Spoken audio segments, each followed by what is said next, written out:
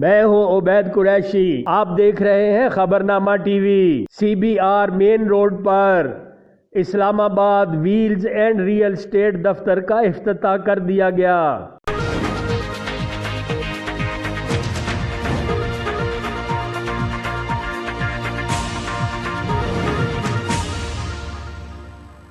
Proprietor Usama Rajput और सोहेल खुर्शीद हैं। इफ्तिताही तकरीब में शिरकत करने वाले मेहमानों में मोहम्मद तैयब, एजाज अहमद मुगल, मोहम्मद खुर्शीद, मलक अजीम, चौधरी निसार, गुलफाम जफर खान, चौधरी शाहिद, मसूद शफीक, मलक जाहिद आवान, मलक इस्माइल आवान, मलक बिलाल आवान, हाजी मलक फैज़ान, फरहाद खुर्शीद, मुदस्सर हुसैन व दीगर दोस्त अहबाब शामिल थे।